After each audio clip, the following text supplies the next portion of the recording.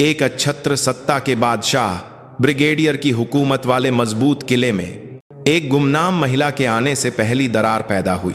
Canteen में उन दोनों के बीच हुई उस छोटी सी झड़प ने एक पुराने युग को समाप्त करने वाली विशाल क्रांति का बिगुल बजा दिया था। इस बात से हर कोई अनजान था। यदि आपको यह कहानी पसंद आए तो कृपया सब्सक्राइब करें, लाइक करें और नोटिफिकेशन चालू करें। धन्यवाद। वह शिकारियों का साम्राज्य था। खाद्य श्रृंखला के शिखर पर केवल एक ही नाम मौजूद था, रॉयल टाइगर ब्रिगेड। आधिकारिक नाम भारतीय सेना की विशेष खुफिया ब्रिगेड था, लेकिन वे खुद को और पूरी सेना में केवल रॉयल टाइगर के नाम से जाने जाते थे। और उन बाघों का राजा था कर्नल विक्रम सिंह राठौड़। उसकी एक सांस ब्रिगेड का कानून थी और उसकी एक नजर अधिकारियों और सैनिकों के लिए व्यवहार का नियम बन जाती थी। उसकी कमान में अनुशासन और क्रूरता पर्यायवाची माने जाते थे और आज्ञाकारिता एक आस्था का विषय था। ब्रिगेड की कैंटीन उस साम्राज्य का एक छोटा रूप थी। विशाल हॉल में बैठे सैकड़ों सैनिक भोजन नहीं कर रहे थे, बल्कि एक धार्मिक अनुष्ठान कर रहे थे। एक भी चम्मच या प्लेट की खटकने की आवाज नहीं थी। केवल कर्नल विक्रम सिंह राठौड़ की मेज के चारों ओर की हवा में एक सूक्ष्म कंपन था। वह खाना नहीं खा रहा था, जैसे कोई पुजारी वेदी पर चढ़ाए गए प्रसाद को देख रहा हो। वह अपनी प्लेट सामने रखे पूरी कैंटीन को अपनी नजरों के नीचे कैद किए हुए था। उसके दोनों ओर उसके वफादार भक्त सूबेदार मेजर बलविंदर सिंह और मेजर समीर गुप्ता मूर्तियों की तरह बैठे थे। उस सन्नाटे को एक ऐसे अजनबी के आगमन ने तोड़ा जिसकी किसी ने उम्मीद नहीं की थी। एक महिला अधिकारी जो हाल ही में स्थानांतरित होकर आई थी, अपनी खाने की थाली लिए चारों ओर देख रही थी। सबसे जल्दी खाना परोसने वाली लाइन में होने के कारण वह कर्नल राठौड़ की मेज के सामने से गुजरने लगी। उसके जूतों की फर्श पर रगड़ने की आवाज पूरी कैंटीन में तीखेपन से गूंज उठी। हर हरकत रुक गई। सैकड़ों चम्मच हवा में जम गए और सैकड़ों जोड़ी आंखें खौफ और दहशत में उसे घूरने लगी। यह राजा का शिकारगाह था और वह एक हिरणी की तरह थी जो अनजाने में उसके केंद्र में चली आई थी। सूबेदार मेजर बलविंदर सिंह का भारी शरीर एक स्प्रिंग की तरह उछला और उसके सामने आ खड़ा हुआ। उसका चेहरा गुस्से से लाल हो गया था। ओए, आंखें क्या सजावट के लिए हैं? यह किसकी जगह है जो तू यहां से गुजर रही है? उसकी आवाज इतनी ऊंची थी कि पूरी कैंटीन सुन सके। यह स्पष्ट रूप से उसे अपमानित करने का इरादा था। महिला अधिकारी ने बिना किसी घबराहट के उसे देखा। उसकी आंखें आश्चर्यजनक रूप से शांत थीं। मुझे लगा कि यही एकमात्र रास्ता है। क्या आप कृपया हटेंगे? उसके शांत जवाब ने आग में घी का काम किया। बगल में बैठे मेजर समीर गुप्ता ने ताना कसते हुए कहा, रास्ता? सेना में कभी कभी रास्ते होते हुए भी उन पर नहीं चलना चाहिए। क्या सीनियर्स के खाने के दौरान उनके सामने से गुजरना आजकल की सैन्य शिष्टाचार है? किस यूनिट ने तुम्हें यह सिखाया? उसने जानबूझकर उसके महिला होने पर निशाना साधा और उसकी यूनिट और क्षमताओं को नीचा दिखाया। इरादा स्पष्ट था, उसे शर्मिंदा करके झुकाना। कैंटीन में मौजूद सभी सैनिक सांस रोके हुए थे। यह सिर्फ अनुशासन का पाठ नहीं था, यह विक्रम सिंह राठौड़ की परम शक्ति के सामने सार्वजनिक अधीनता की मांग थी। अगर वह सिर झुकाकर माफी मांगती तो वह इस साम्राज्य में जीना सीख जाती, और अगर वह विरोध करती तो उसे पहले ही दिन से दुश्मन मान लिया जाता। आखिरकार चुप बैठे राजा ने अपना मुंह खोला। कर्नल राठौड़ की आवाज धीमी और शांत थी, लेकिन किसी भी चीख से ज्यादा डरावनी थी। तुम्हारी यूनिट, रैंक और नाम? उसने उसे देखे बिना पूछा, अपनी प्लेट में दाल को चम्मच से हिलाते हुए, जैसे वह सड़क के किसी पत्थर से बात कर रहा हो। यही उदासीनता उसकी शक्ति का सार थी। महिला अधिकारी ने बलविंदर और समीर को नजरअंदाज करते हुए सीधे विक्रम सिंह राठौड़ को देखा। उसकी आंखों में कोई डर नहीं था, बल्कि एक अनजानी ठंडक थी। अभी बताना मुश्किल है। इस जवाब से कैंटीन की हवा जम गई। इनकार, यह एक ऐसा शब्द था जो इस साम्राज्य में मौजूद नहीं था। सूबेदार मेजर की मुट्ठियां कांपने लगीं। तब राठौड़ ने धीरे धीरे अपना सिर उठाया। उसकी आंखें एक बाघ की तरह चमक रही थीं जो अपने शिकार को खत्म करने वाला हो। मुश्किल है। इस यूनिट में किसी को भी मेरे सवालों का जवाब देने में मुश्किल नहीं होती। मैं फिर पूछता हूं, यूनिट, रैंक, नाम? उसकी आवाज में एक दबाव था जो एक भौतिक शक्ति की तरह उसे कुचल रहा था, लेकिन वह टूटी नहीं। उसने एक हल्की सी मुस्कान भी दी। यह उपहास या विद्रोह की मुस्कान नहीं थी, यह एक अजीब मुस्कान थी, जैसे वह सब कुछ जानती हो या जैसे वह भविष्य में होने वाली हर घटना का अनुमान लगा रही हो। जल्द ही आपको बहुत विस्तार से पता चल जाएगा कर्नल साहब। यह कहकर वह और टकराव से बचने के लिए मुड़ी और सबसे लंबे रास्ते से अपनी जगह पर चली गई। उसके जाने के बाद वहां सन्नाटे से भी भारी खामोशी छा गई। कर्नल विक्रम सिंह राठौड़ ने कुछ नहीं कहा। उसने फिर से अपना चम्मच उठाया, थोड़ी दाल ली और उसे मुंह में डाल लिया। उसके चबाने की आवाज पूरी कैंटीन में भयानक रूप से गूंज रही थी। यह साम्राज्य में दरार पड़ने का संकेत था। अगली सुबह पूरी ब्रिगेड को आपातकालीन सभा का आदेश दिया गया। कारण था नए ब्रिगेड कमांडर का पद ग्रहण समारोह। सभी हैरान थे। पिछले कमांडर के जाने के 1 महीने से अधिक समय से यह पद खाली था और इतनी अचानक, और वह भी अभूतपूर्व सुबह की आपातकालीन सभा के साथ समारोह आयोजित करना एक असाधारण बात थी। परेड ग्राउंड पर खड़े हजारों सैनिक रात भर के आपातकालीन अभ्यास से थके हुए थे, लेकिन उससे कहीं ज्यादा उनके मन में नए कमांडर को लेकर जिज्ञासा और चिंता थी। खासकर कर्नल विक्रम सिंह राठौड़ का मन बेहद बेचैन था। उसे पूरा यकीन था कि वह ही अगला कमांडर बनेगा। उसका करियर, यूनिट के भीतर उसकी पूर्ण पकड़ और ऊपरी अधिकारियों के साथ उसके संबंध, सब कुछ उसी की ओर इशारा कर रहे थे। लेकिन अचानक एक नया कमांडर, उसने इसे अपना स्पष्ट अपमान और चुनौती समझा। परेड ग्राउंड पर सबसे आगे की पंक्ति में खड़े उसके चेहरे पर कोई भाव नहीं था, लेकिन उसके जबड़े की मांसपेशियां सूक्ष्म रूप से फड़क रही थीं। उसके बगल में खड़े सूबेदार मेजर बलविंदर सिंह और मेजर समीर गुप्ता भी सख्त चेहरों के साथ मंच को घूर रहे थे। जल्द ही कमांड स्टाफ के जनरलों के साथ नया कमांडर मंच पर प्रकट हुआ। उस पल परेड ग्राउंड पर खड़े सभी सैनिकों की आंखें अविश्वास से फैल गईं। खासकर जिन लोगों ने कल कैंटीन का दृश्य देखा था, वे अपनी आंखों पर विश्वास नहीं कर पा रहे थे।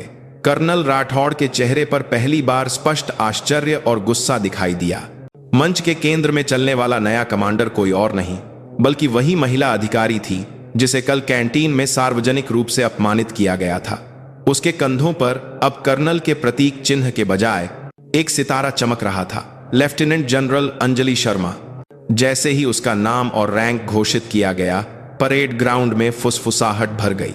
विशेष खुफिया ब्रिगेड, जो पूरी सेना में सबसे अधिक मर्दाना और बंद समाज वाली यूनिट थी, उसमें एक महिला, और वह भी एक लेफ्टिनेंट जनरल कमांडर के रूप में नियुक्त हुई थी। यह केवल एक नियुक्ति से कहीं बढ़कर था। यह सेना के शीर्ष नेतृत्व की इच्छा से भरा एक बहुत बड़ा और साहसिक कदम था। विक्रम सिंह राठौड़ ने अपने भीतर उबलते गुस्से को मुश्किल से दबाया। कल के उसके साहसी रवैये और रहस्यमयी मुस्कान का मतलब अब स्पष्ट हो गया था। वह सब कुछ जानकर यहां आई थी, उसे परखने के लिए और उसके साम्राज्य को सीधे निशाना बनाने के लिए। यह एक युद्ध की घोषणा थी। Lieutenant general Anjali Sharma mike के सामने खड़ी हुई। उनकी आवाज स्पष्ट और शक्तिशाली थी। उन्होंने तैयार भाषण को एक तरफ रख दिया और परेड ग्राउंड में मौजूद सैनिकों को धीरे धीरे देखा। उनकी नजरें कुछ देर के लिए कर्नल राठौड़ पर टिकीं। उनकी कर्नल राठौड़ पर टिकीं नजरों में कल की ठंडक के साथ साथ अब एक कमांडर की गंभीरता भी शामिल थी। मैं कल इस यूनिट में पहली बार आई और मैंने सबसे पहले आप लोगों को भोजन करते हुए देखा। उनके पहले वाक्य से ही सैनिकों में फिर से हलचल मच गई। कल की घटना अब सार्वजनिक हो रही थी।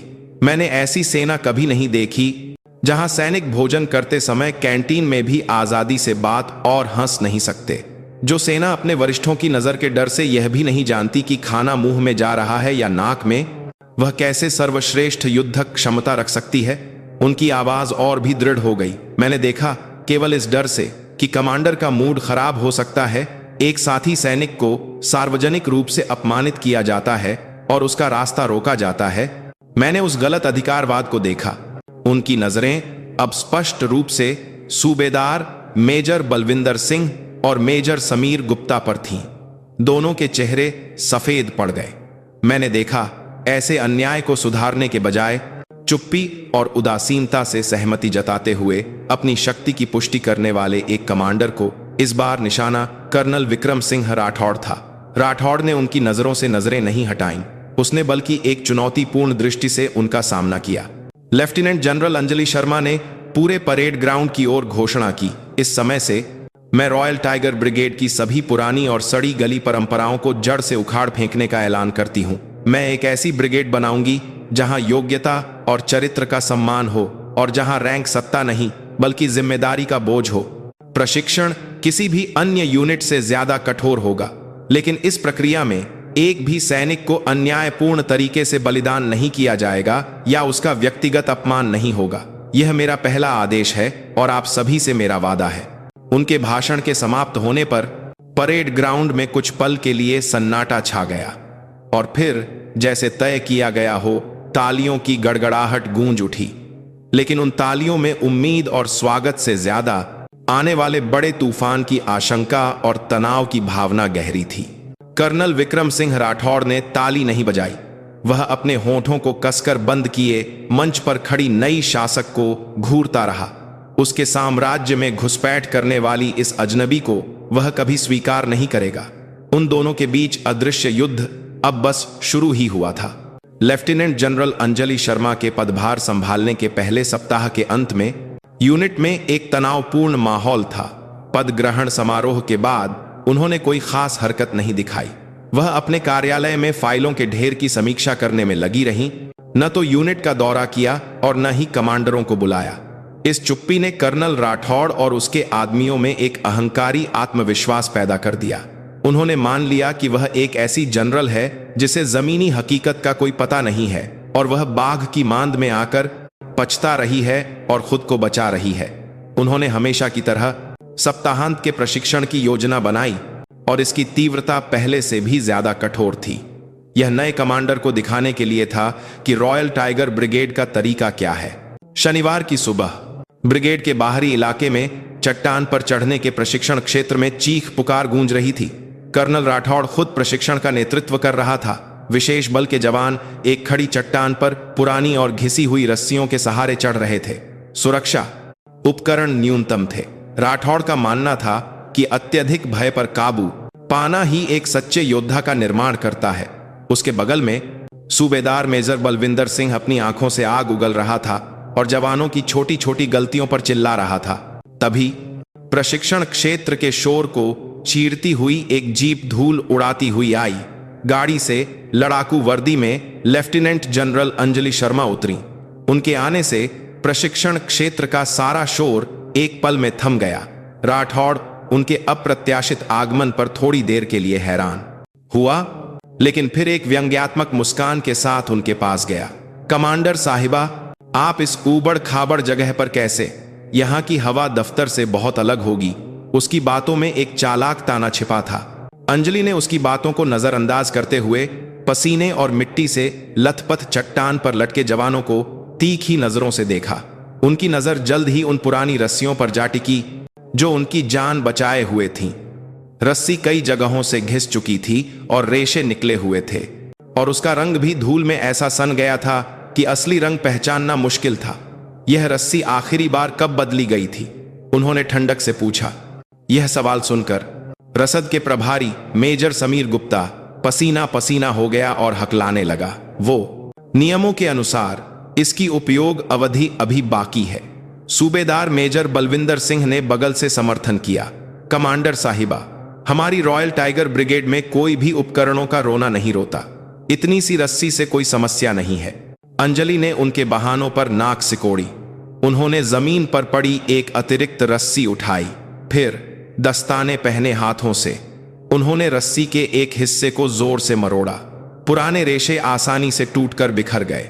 नियम: उपकरणों की स्थिति मेज पर फाइलों से नहीं बल्कि मैदान पर जांची जाती है। क्या तुम लोग इस तरह की रस्सी पर जवानों की जान जोखिम में डाल रहे थे? उनकी तीखी फटकार से राठौड़ का चेहरा सख्त हो गया। यह उसके प्रशिक्षण के तरीकों और नेतृत्व के दर्शन पर सीधा हमला था। वह पीछे नहीं हट सकता था। कमांडर साहिबा, असली लड़ाई में हमें इससे भी बदतर हालात का सामना करना पड़ सकता है। मजबूत मानसिक शक्ति उपकरणों की सीमाओं को पार कर सकती है। यही हमारी यूनिट का गौरव है। गौरव? लोगों की जान को दांव पर लगाकर बनाया गया पुराना गौरव। अंजलि ने अब और बात करने के बजाय सीधे कार्रवाई करने का फैसला किया। उन्होंने हेलमेट और सुरक्षा बेल्ट पहनना शुरू कर दिया। उनके इस अचानक कदम से आसपास के सभी लोग चौंक गए। मैं खुद चढ़कर देखूंगी। मैं अपनी आंखों से देखना चाहती हूं कि तुम्हारी यह तथाकथित मजबूत मानसिक शक्ति इस पुरानी रस्सी को कितना मजबूत बनाती है। सूबेदार मेजर बलविंदर सिंह ने घबराकर उन्हें रोका। कमांडर साहिबा, नहीं, यह खतरनाक है।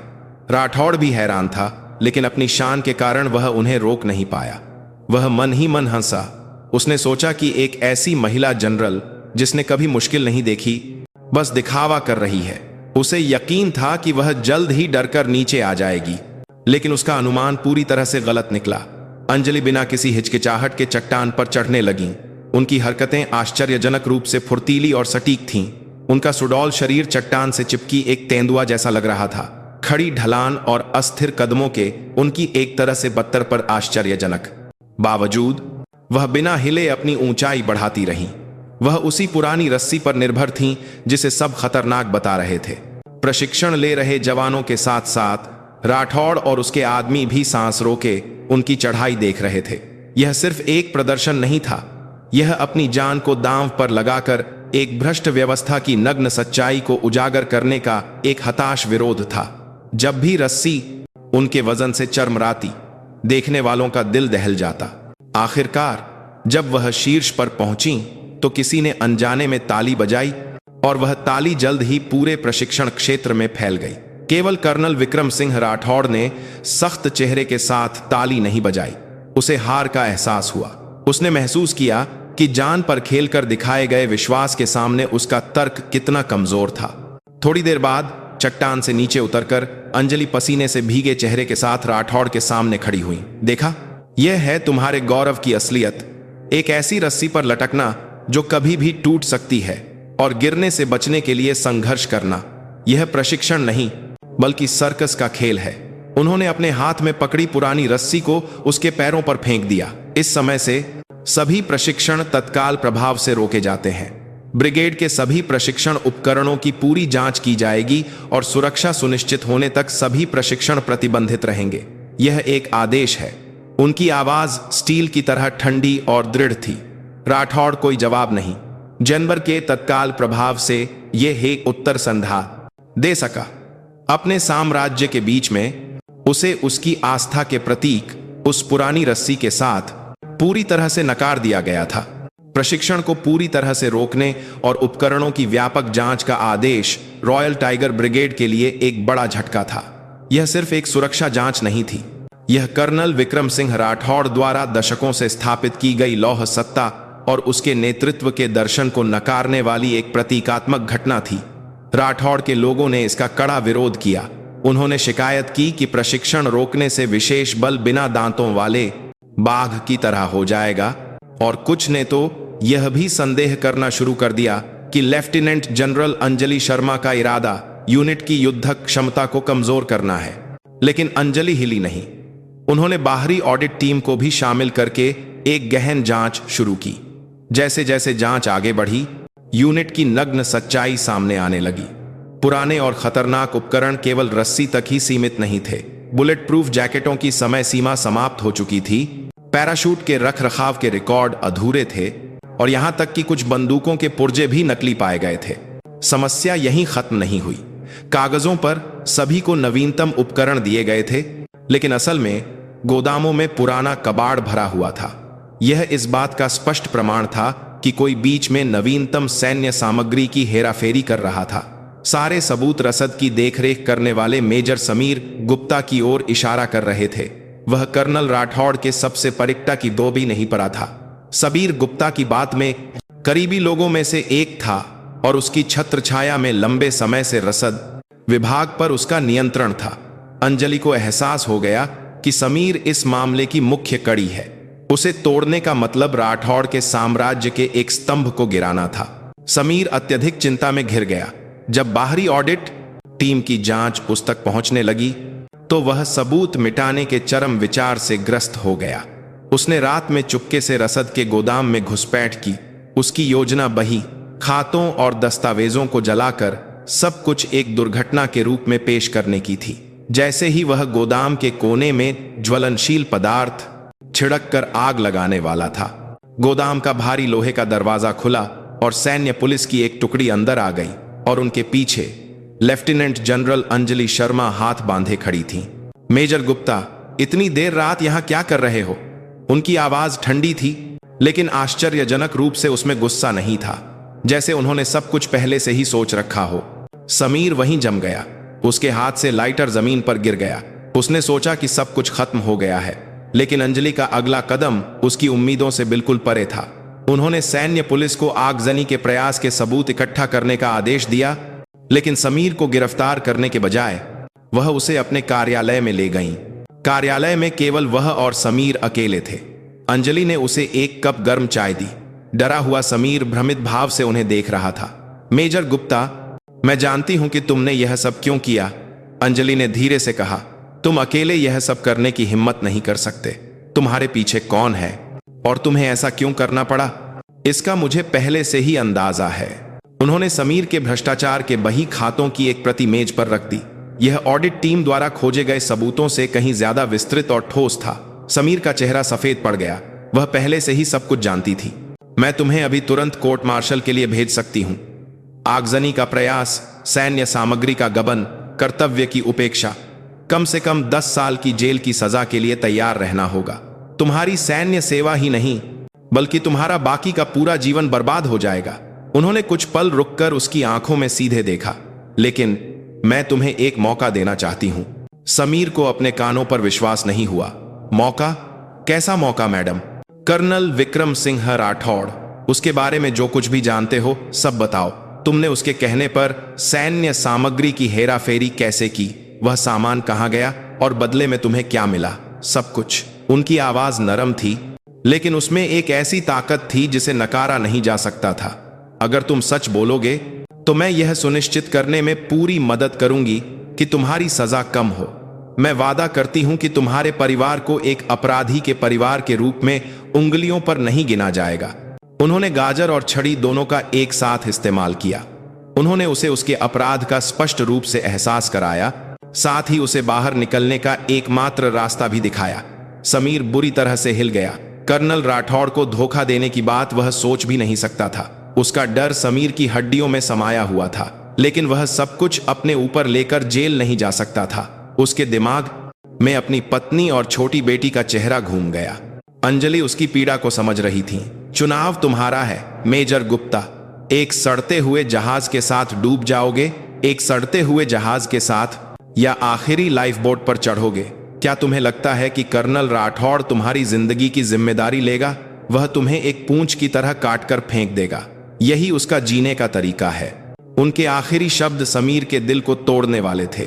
वह राठौड़ की निर्दयता को किसी से भी बेहतर जानता था। संकट के समय उसने हमेशा खुद को बचाने के लिए सबसे कमजोर को कुर्बान किया था। आखिरकार समीर सिसकने लगा और पिछले कई सालों से राठौड़ की छाया में हुए सभी घिनौने भ्रष्टाचारों को एक एक करके उगलने लगा। उसका कबूलनामा राठौड़ के साम्राज्य पर दागा गया सबसे शक्तिशाली गोला था। मेजर समीर गुप्ता का कबूलनामा एक विशाल बांध में आई एक छोटी सी दरार की तरह था। लेफ्टिनेंट जनरल अंजलि शर्मा ने उस दरार को धीरे धीरे खोदकर पूरे बांध को गिराने की योजना बनाई, लेकिन उन्होंने जल्दबाजी नहीं की। केवल समीर की गवाही कर्नल विक्रम सिंह राठौड़ जैसी विशाल दीवार को गिराने के लिए काफी नहीं थी। उसकी सत्ता यूनिट के अंदर एक मकड़ी के जाले की तरह फैली हुई थी और उसके पक्त भी बहुत शक्तिशाली थे। अगर उसे जल्दबाजी में निशाना बनाया जाता तो उल्टा हमला हो सकता था। उन्हें एक निर्णायक वार की जरूरत थी। यूनिट के भीतर एक सम्मानित व्यक्ति की गवाही। उनकी नजर एक व्यक्ति पर जाकर टिकी, लेफ्टिनेंट कर्नल अर्जुन मेहरा। वह कर्नल राठौड़ का पुराना विश्वास पात्र और ब्रिगेड का ऑपरेशंस ऑफिसर था। उसे राठौड़ का पूरा भरोसा हासिल था, लेकिन वह सूबेदार मेजर बलविंदर सिंह या मेजर समीर गुप्ता जैसा नहीं था। वह राठौड़ के गुस्सैल स्वभाव और तानाशाही नेतृत्व का सम्मान करता था, लेकिन साथ ही उसके तरीकों से पैदा होने वाली अंधेरी छाया को लेकर चिंतित रहने वाला एक ईमानदार सैनिक था। अंजलि ने उसके भीतर छिपी दरार को देख लिया था। उन्होंने लेफ्टिनेंट कर्नल मेहरा को चुपके से बुलाया। उनके कार्यालय में प्रवेश करते ही मेहरा के चेहरे पर तनाव साफ झलक रहा था। वह अच्छी तरह जानता था कि उसे राठौड़ का आदमी माना जाता है। आराम से बैठो अर्जुन, मैंने तुम्हें किसी और कारण से नहीं बुलाया है। मैं तुम्हारी राय सुनना चाहती थी। अंजलि ने आश्चर्यजनक रूप से नरम आवाज में बात शुरू की। उन्होंने मेज पर एक पुरानी फाइल रखी। फाइल पर लिखा था मृत्यु दुर्घटना रिपोर्ट।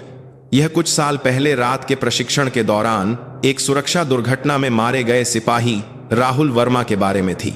आधिकारिक तौर पर मौत का कारण व्यक्तिगत प्रशिक्षण की कमी और लापरवाही बताया गया था। यह रिपोर्ट याद है? अर्जुन मेहरा का चेहरा हल्का सा सख्त हो गया। याद है मैडम, एक दुर्भाग्यपूर्ण दुर्घटना थी। दुर्भाग्यपूर्ण दुर्घटना?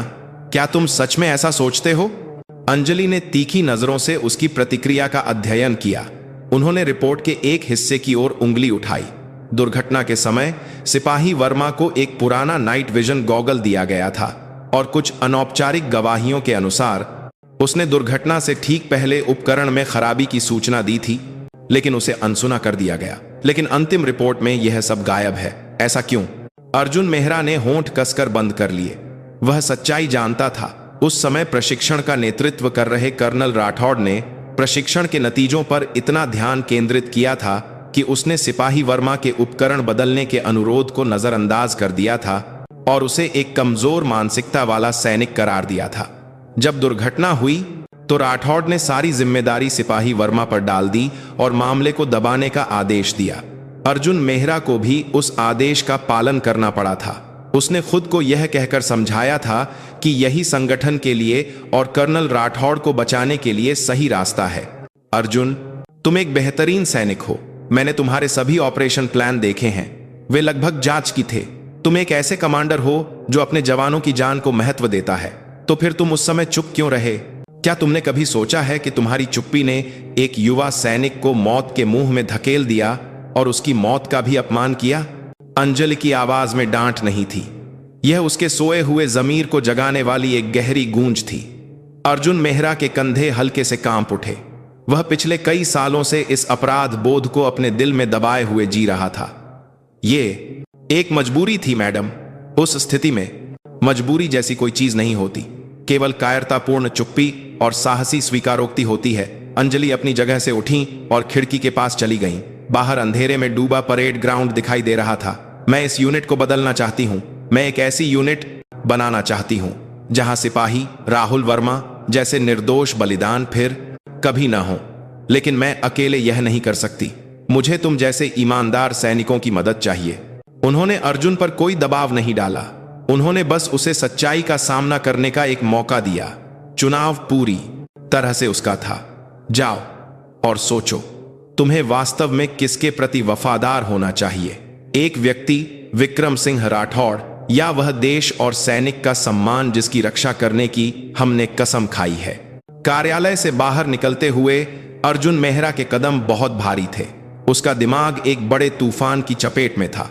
राठौड़ के प्रति वफादारी और सिपाही वर्मा के प्रति अपराध बोध और एक सैनिक के रूप में उसका जमीर, इन सब में एक भयंकर टकराव चल रहा था। वह रात भर सो नहीं पाया। अगली सुबह अर्जुन मेहरा ने फैसला कर लिया। वह फिर से लेफ्टिनेंट जनरल अंजलि के कार्यालय में गया। उसकी आंखें रात भर जागने से लाल थीं, लेकिन उनमें एक ऐसी दृढ़ता थी जो पहले कभी नहीं देखी गई थी। वह अंजलि के सामने खड़ा हुआ और गहराई से झुका। कमांडर साहिबा, मैं वह सब कुछ बताऊंगा जो मैं जानता हूं। मैं सिपाही राहुल वर्मा की दुर्घटना की सच्चाई और पिछले कई सालों में कर्नल राठौड़ के आदेश पर हुए सभी अन्यायों के बारे में गवाही दूंगा। उसका कबूलनामा इस बात का संकेत था कि राठौड़ के साम्राज्य के खिलाफ आखिरी हथौड़ा चल चुका था। यह वह क्षण था जब उसके सबसे भरोसेमंद सिपाही की तलवार उसके दिल की ओर मुड़ गई थी। अंजलि ने धीरे से उसके कंधे पर थपथपाया। उनकी आंखों में अर्जुन के प्रति विश्वास के साथ साथ एक बड़े दुश्मन के खिलाफ एक ठंडी, दृढ़ लड़ाई की आग जल रही थी। लेफ्टिनेंट कर्नल अर्जुन मेहरा के आंतरिक खुलासे और मेजर समीर गुप्ता के कबूलनामे के बाद सैन्य अभियोजकों ने एक बड़ी जांच शुरू की। एक विशेष जांच समिति का गठन किया गया और रॉयल टाइगर ब्रिगेड अपने स्थापना के बाद के सबसे बड़े संकट का सामना कर रही थी। कर्नल विक्रम सिंह राठौड़ ने सभी आरोपों से इनकार किया। उसने इसे अपने खिलाफ एक बाहरी साजिश और नई कमांडर का राजनीतिक हमला बताकर कड़ा विरोध किया। उसके अनुयायियों ने भी उसका बचाव करते हुए जांच में बाधा डालने और गवाहों को प्रभावित करने की कोशिश की, लेकिन सच्चाई की लहर अब बांध तोड़कर बह चुकी थी। लेफ्टिनेंट कर्नल मेहरा ने जांच समिति के सामने पेश होकर सिपाही राहुल वर्मा की मौत की पूरी सच्चाई बताई। उसकी गवाही ने राठौड़ के नेतृत्व में छिपी अमानवीयता और अनैतिकता को उजागर कर दिया। उसने विस्तार से बताया कि कैसे राठौड़ ने सबूतों से छेड़छाड़ की, अपने अधीनस्थों को धमकाकर मामले को दबाया और अपराध बोध महसूस करने के बजाय सिपाही वर्मा को एक कमजोर सैनिक बताकर अपनी जिम्मेदारी से पल्ला झाड़ लिया। इसके बाद मेजर समीर गुप्ता की गवाही हुई। उसने विशिष्ट बही खातों और लेना देन के रिकॉर्ड के माध्यम से साबित किया कि उसने कैसे सालों तक राठौड़ के कहने पर सैन्य सामग्री की हेराफेरी की और यह कितनी बड़ी मात्रा में थी।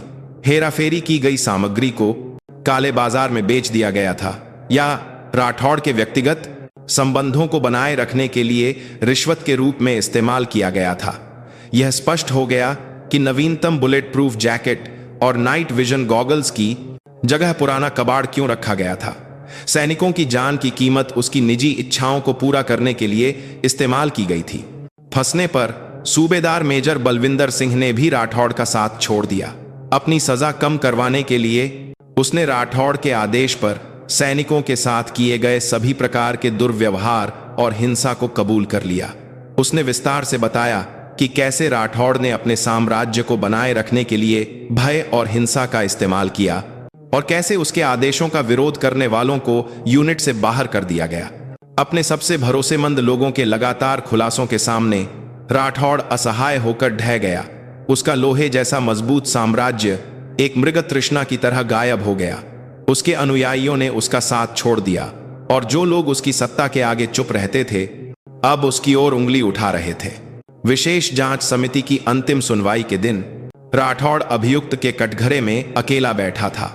उसके चेहरे पर अब पहले वाला घमंड और दबदबा नहीं था, केवल एक हारे हुए जानवर की शून्यता और गुस्सा बचा था।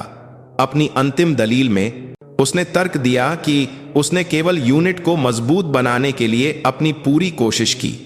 उसने दावा किया कि थोड़ी बहुत अनियमितता एक मजबूत सेना बनाने के लिए आवश्यक थी और उसने कभी भी कोई व्यक्तिगत लाभ नहीं लिया, लेकिन उसके बहाने अब किसी के दिल को नहीं छू सके। अंत में सजा का ऐलान हुआ। कर्नल विक्रम सिंह राठौड़ को पद से बर्खास्त कर दिया गया और 3 महीने के लिए निलंबित कर दिया गया। उसे अपमानजनक रूप से सेवानिवृत्त नहीं किया गया। यह सेना में उसके लंबे करियर को देखते हुए एक अंतिम रियायत थी। मेजर समीर गुप्ता और सूबेदार मेजर बलविंदर सिंह को जेल की सजा सुनाई गई और अदालत से ही गिरफ्तार कर लिया गया। परिणाम घोषित होते ही राठौड़ ने बिना कुछ कहे अपनी आंखें बंद कर लीं। उसके दिमाग में अनगिनत चेहरे घूम रहे थे। वे अधीनस्थ जिन्होंने उसके आदेशों पर अपनी जान जोखिम में डाली, वे सैनिक जो उसकी हिंसा से पीड़ित हुए, और सिपाही राहुल वर्मा का युवा चेहरा जिसे पुराने उपकरणों के कारण ठंडी जमीन में दफन होना पड़ा। उसे समझ नहीं आ रहा था कि वह किसके लिए इतना दौड़ा, वह क्या बचाने की कोशिश कर रहा था। सब कुछ भ्रमित था। जिस सेना के लिए उसने दशकों तक अपना सब कुछ समर्पित कर दिया था, उससे निकाले जाने के क्षण में उसे आखिरकार एहसास हुआ कि वह कितना मूर्ख और अहंकारी था। लेकिन पछताने के लिए बहुत देर हो चुकी थी। उसका युग इस तरह समाप्त हो गया और उसके छोड़े हुए खंडहरों पर लेफ्टिनेंट जनरल अंजलि शर्मा एक नई यूनिट बनाने के लिए पहली नींव रखने की तैयारी कर रही थी।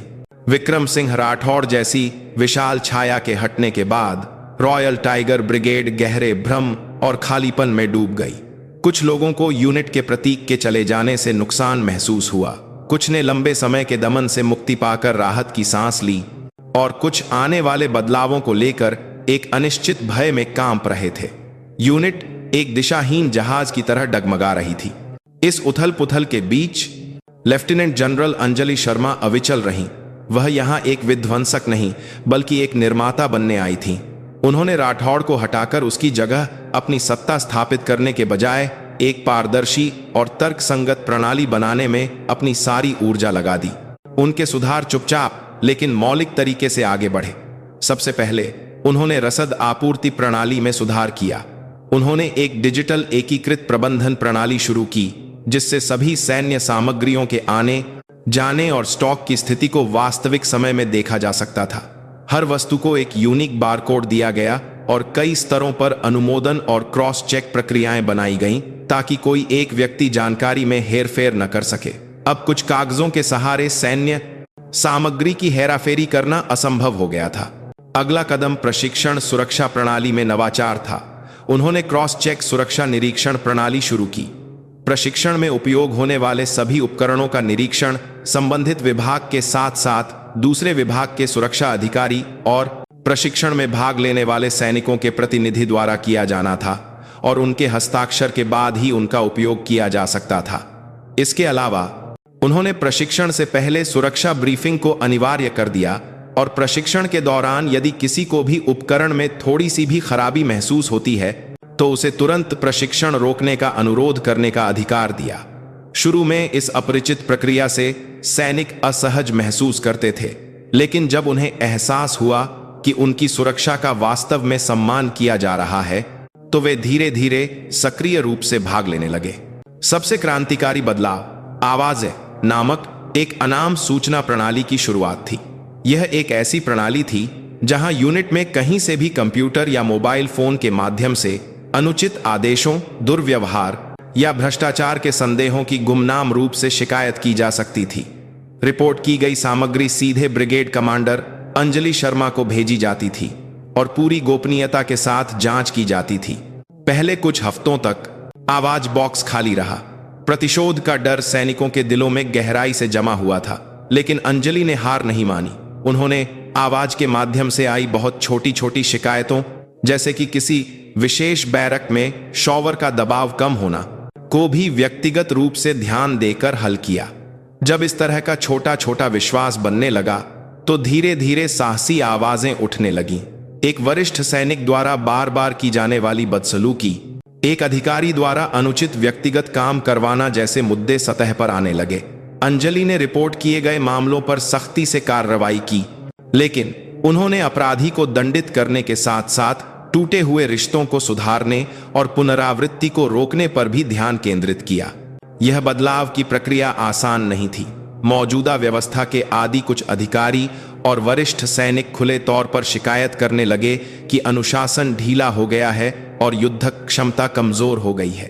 उन्होंने अंजलि के सुधारों को एक महिला का भावनात्मक अतक करने लगे।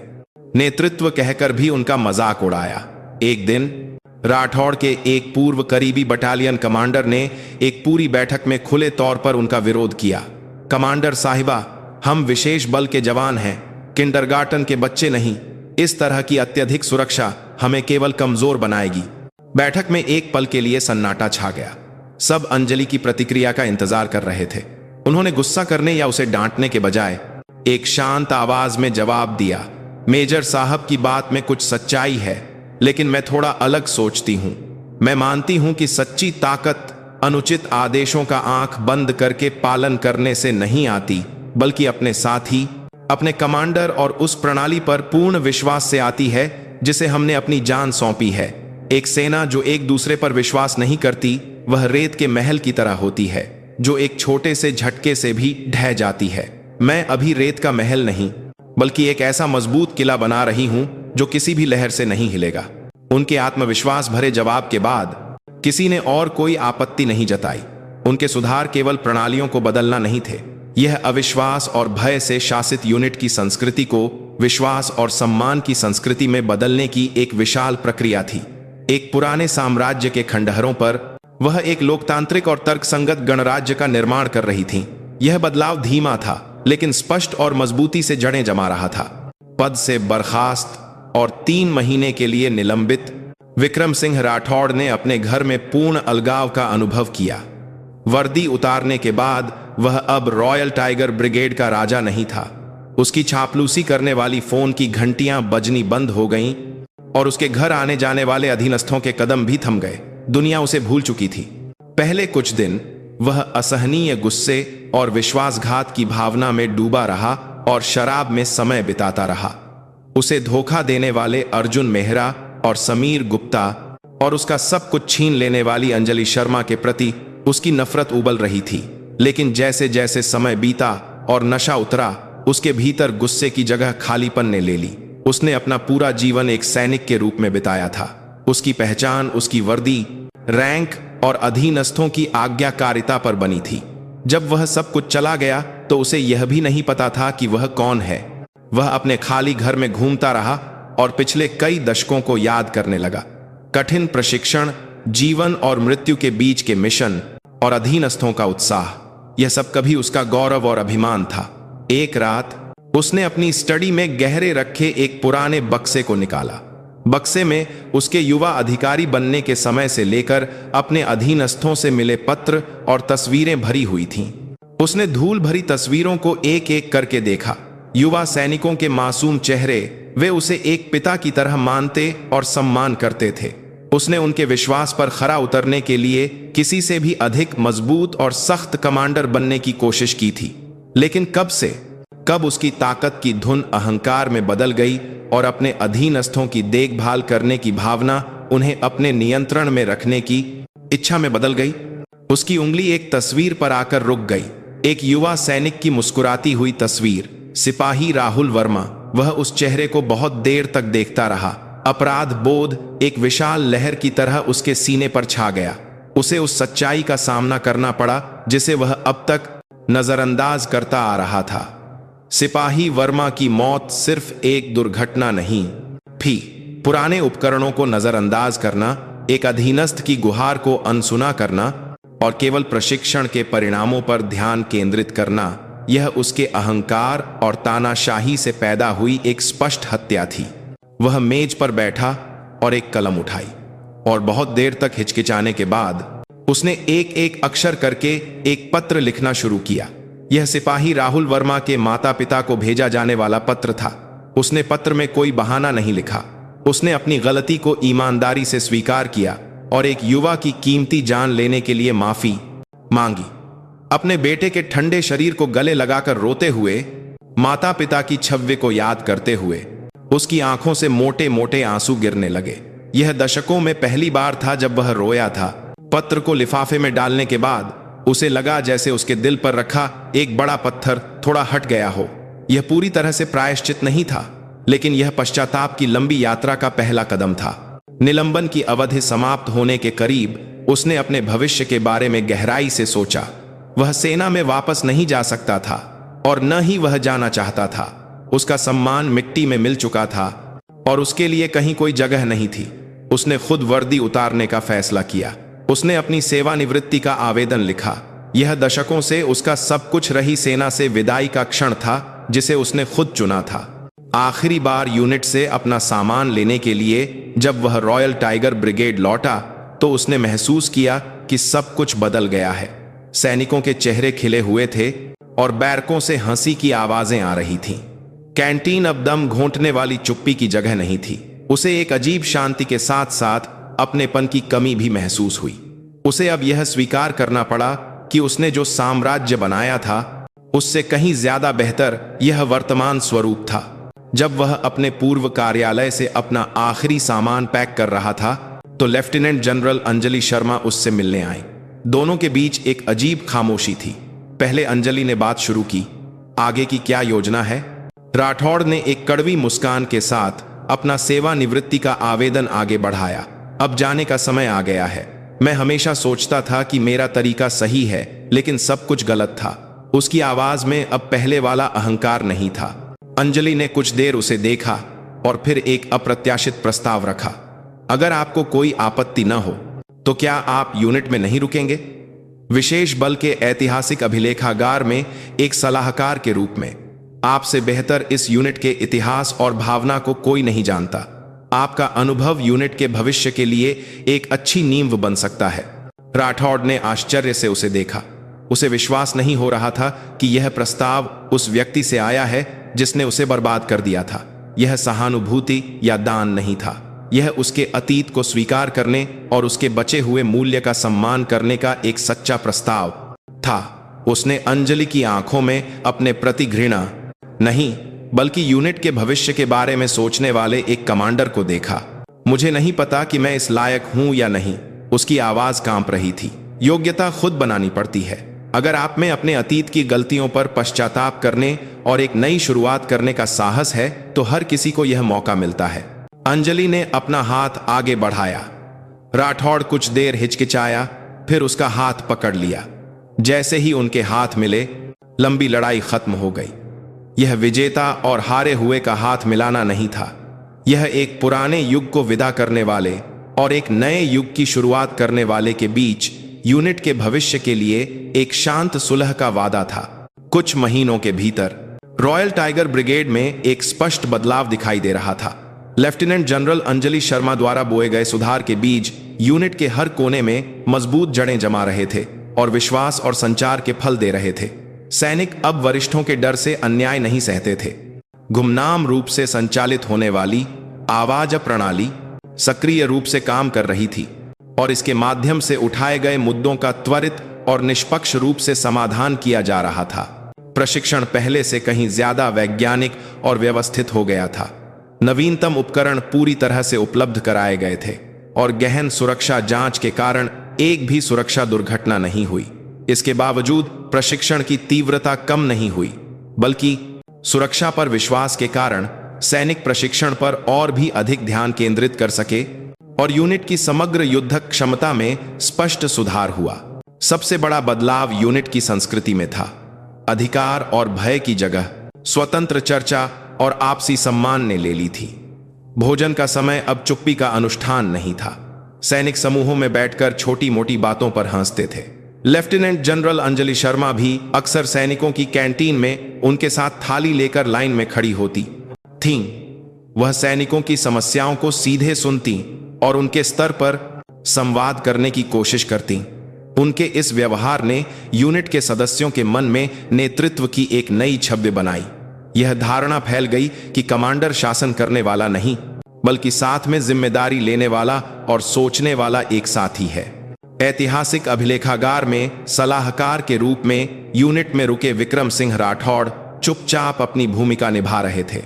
शुरू में जो यूनिट के सदस्य उनसे असहज होते और दूरी बनाए रखते थे, वे भी उनके बदले हुए रूप को देखकर धीरे धीरे उनके प्रति नरम होने लगे।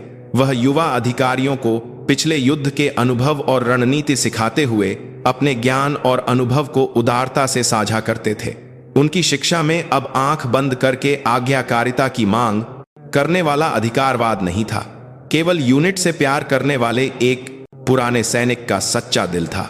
एक गर्मी की दोपहर प्रशिक्षण समाप्त करने वाले सैनिकों के लिए लेफ्टिनेंट जनरल अंजलि शर्मा ने पूरी यूनिट में आइसक्रीम बंटवाई। परेड ग्राउंड के एक कोने में लगे तंबू के नीचे सैनिक रैंक के भेद को भुलाकर एक साथ ठंडी आइसक्रीम खा रहे थे। वहां लेफ्टिनेंट जनरल अंजलि शर्मा और ऐतिहासिक अभिलेखागार के विक्रम सिंह राठौड़ भी थे। राठौड़ अपने सामने बैठे आइसक्रीम खा रहे एक व्यक्ति को चुपचाप देख रहे थे। वह लेफ्टिनेंट कर्नल अर्जुन मेहरा थे, एक समय उनका सबसे वफादार सिपाही और फिर उन पर सबसे क्रूर वार करने वाला व्यक्ति। दोनों के बीच अभी भी एक अजीब सी खामोशी थी, लेकिन पहले जैसी नफरत या नाराजगी नहीं थी। पहले राठौड़ ने बात शुरू की, आइसक्रीम काफी अच्छी है। अर्जुन मेहरा ने कुछ पल आश्चर्य से उसे देखा, फिर एक हल्की सी मुस्कान दी। हाँ सर, यह मेरे सैन्य जीवन में खाई गई सबसे अच्छी आइसक्रीम है। दोनों के बीच की बातचीत बस इतनी ही थी, लेकिन उस छोटी सी बातचीत में बहुत कुछ छिपा था। यह क्षमा और सुलह का संकेत था। यह अतीत की दुश्मनी को दफनाने और अब एक ही यूनिट के भविष्य के लिए आगे बढ़ने वाले साथियों के रूप में एक दूसरे को स्वीकार करने का एक शांत वादा था। दूर से इस दृश्य को देख रही लेफ्टिनेंट जनरल अंजलि शर्मा के होठों पर भी एक हल्की सी मुस्कान फैल गई। यही तो वह यूनिट थी जिसका उन्होंने सपना देखा था। संघर्ष और विरोध से परे एक दूसरे को समझने और गले लगाने वाला एक समुदाय। उन्हें एहसास हुआ कि उनका सुधार सफल हो गया है। सूरज ढल रहा था और परेड ग्राउंड पर शाम की लालिमा छा रही थी। सैनिकों की हंसी के साथ आइसक्रीम के चम्मचों की आवाज पूरी यूनिट में शांति से गूंज रही थी। रॉयल टाइगर ब्रिगेड एक समय एक व्यक्ति की इच्छाओं का शासन करने वाला एक अंधेरा साम्राज्य अब एक स्वस्थ और मजबूत यूनिट के रूप में पुनर्जन्म ले रहा था, जिसे सभी मिलकर बना रहे थे। उनकी सच्ची कहानी अब इसी क्षण से लिखी जानी शुरू हो रही थी। रॉयल टाइगर ब्रिगेड का परिवर्तन पूरी सेना के लिए एक ताजा झटका था। शुरू में जो लोग लेफ्टिनेंट जनरल अंजलि शर्मा के सुधारों का मजाक उड़ाते थे, वे भी यूनिट की युद्धक क्षमता और मनोबल में स्पष्ट सुधार देखकर धीरे धीरे उनके नेतृत्व को स्वीकार करने लगे। विशेष रूप से संयुक्त अभ्यासों में रॉयल टाइगर ब्रिगेड द्वारा दिखाया गया शानदार प्रदर्शन सभी को आश्चर्यचकित कर गया। उन्होंने अतीत की तरह लापरवाह और आक्रामक तरीकों के बजाय एक गहन पूर्व योजना, टीम के सदस्यों के बीच पूर्ण संचार और अत्याधुनिक उपकरणों का उपयोग करके रचनात्मक रणनीति के माध्यम से कार्यों को पूरी तरह से पूरा किया। उनकी ताकत अब कुछ नायकों पर निर्भर रहने वाली अस्थिर ताकत नहीं थी। यह प्रणाली और विश्वास पर आधारित एक ठोस और लचीली ताकत थी। Lieutenant general Anjali Sharma unit की सफलता पर संतुष्ट नहीं हुई। उन्होंने लगातार नई चुनौतियों का पीछा किया।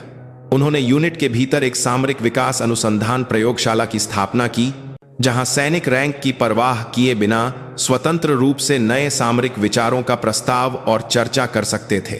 शुरू में हिचकिचाने वाले सैनिक भी जब अपने विचारों को वास्तव में प्रशिक्षण में शामिल होते और परिणाम देते हुए देखने लगे, तो वे धीरे धीरे सक्रिय रूप से भाग लेने लगे। एक सिपाही द्वारा सुझाया गया विचार पूरी ब्रिगेड की मानक रणनीति के रूप में अपनाया गया। यूनिट एक जीवित जीव की तरह खुद को विकसित और विकसित कर रही थी। इस बीच ऐतिहासिक अभिलेखागार में सलाहकार के रूप में शांत दिन बिता रहे विक्रम सिंह राठौड़ के जीवन में भी एक छोटा सा बदलाव आया। उन्हें सिपाही राहुल वर्मा के माता पिता से एक जवाबी पत्र मिला। पत्र में नाराजगी या गुस्से के बजाय उनके बेटे को न भूलने और ईमानदारी से माफी मांगने के लिए धन्यवाद लिखा था, और पत्र के अंत में लिखा था, कृपया हमारे बेटे की जगह भी उत्कृष्ट सैनिकों को तैयार करने में अपना शेष जीवन समर्पित करें। राठौड़ ने उस पत्र को बार बार पढ़ा और बहुत देर तक रोता रहा। यह अपराध बोध के आंसू थे और साथ ही मोक्ष के आंसू भी। उसे आखिरकार अपने नए जीवन का अर्थ समझ में आ गया। वह अब अतीत के गौरव को याद करने वाला हारा हुआ व्यक्ति नहीं था। उसने भविष्य के योद्धाओं को तैयार करने वाला एक गुमनाम शिक्षक बनने का फैसला किया। बात में क्या रहा था, वह केवल ऐतिहासिक अभिलेखागार में ही नहीं रहे, बल्कि प्रशिक्षण क्षेत्रों में जाकर युवा सैनिकों को अपना सब कुछ सिखाने लगे। उनकी शिक्षा सख्त थी, लेकिन उसमें अतीत से अलग एक गर्मजोशी थी। उन्होंने केवल तकनीक ही नहीं, बल्कि एक सैनिक के रूप में सम्मान, जिम्मेदारी और साथी के महत्व के बारे में भी बात की। जल्द ही उनके चारों ओर युवा अधिकारी और एनएसईओ इकट्ठा होने लगे।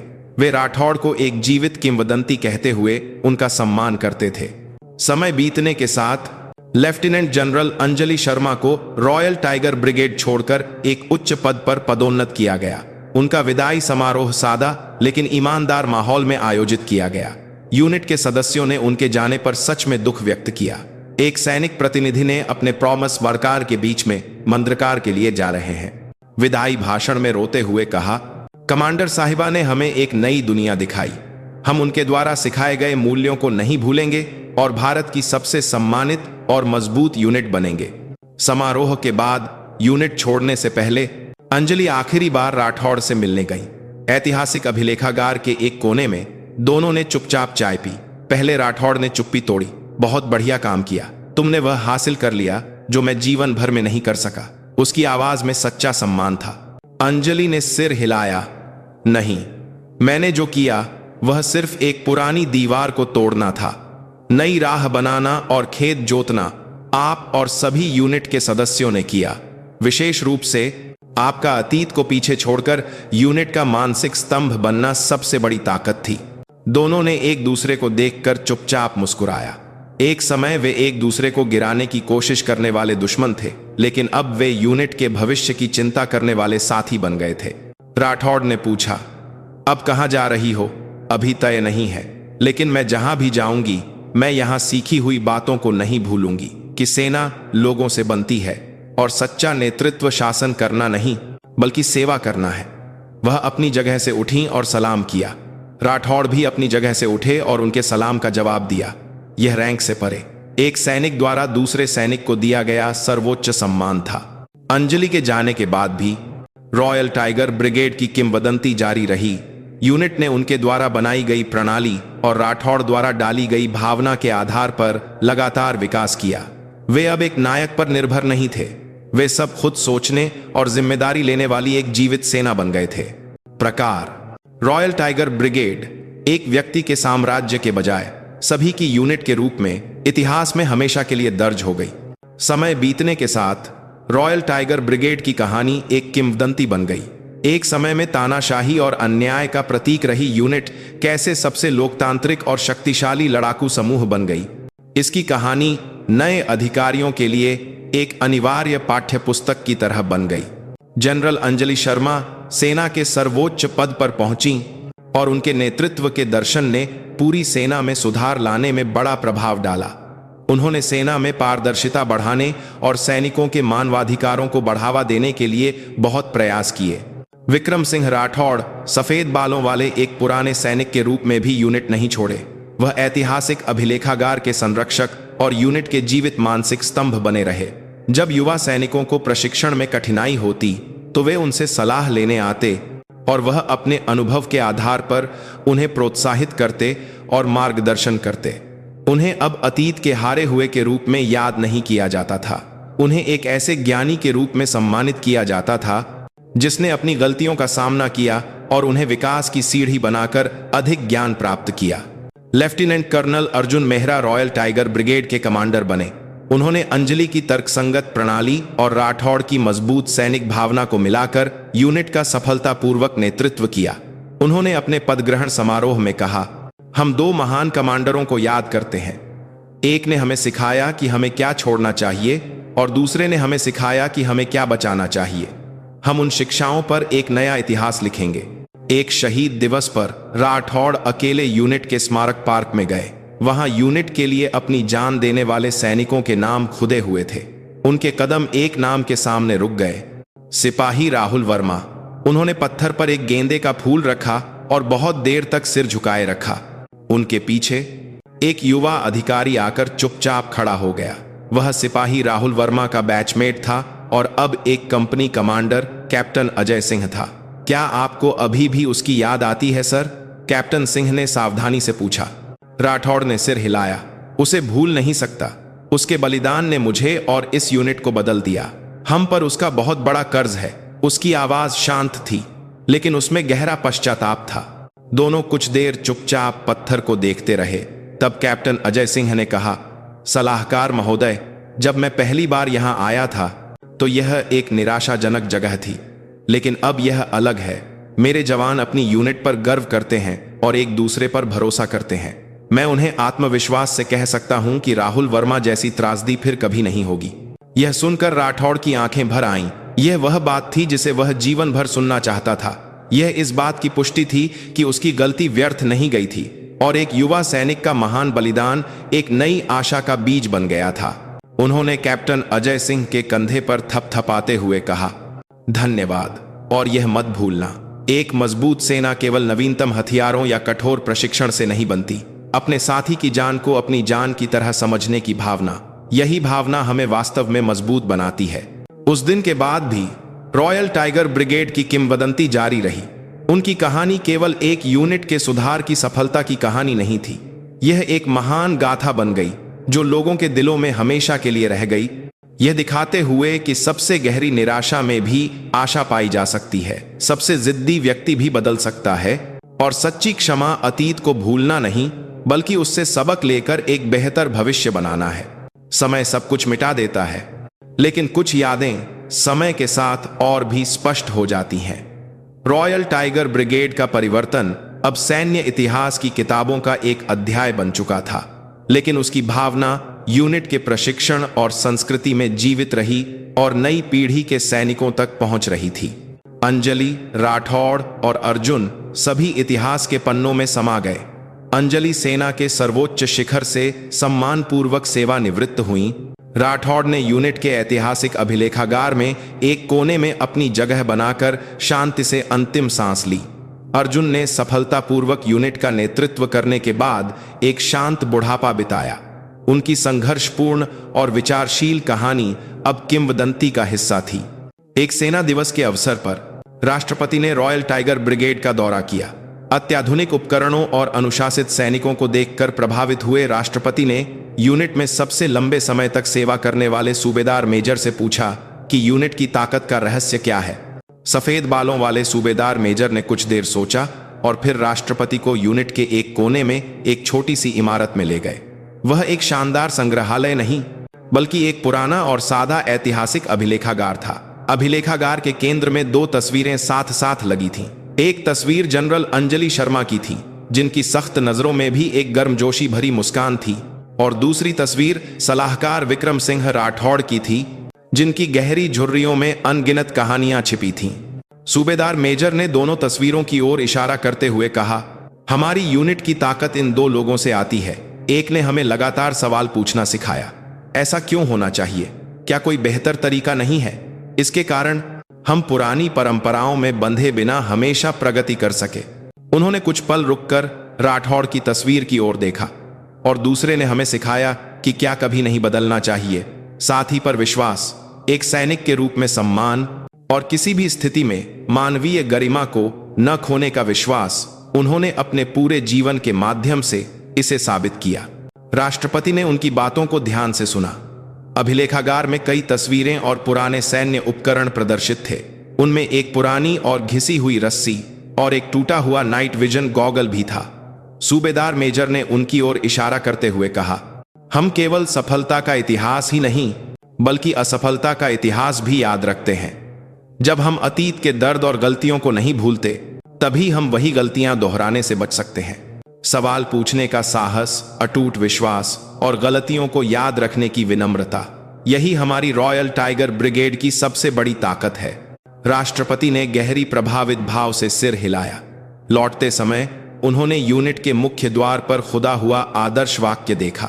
अतीत में राठौड़ द्वारा लिखे गए अजय योद्धा शब्दों के बगल में अंजलि के आने के बाद खोदे गए नए शब्द थे, हम साथ आगे बढ़ते हैं। यह एक ऐसा वाक्य था जो रॉयल टाइगर ब्रिगेड के अतीत, वर्तमान और भविष्य को एक साथ पिरोता था। एक नायक की नहीं, बल्कि हम सब की ताकत से।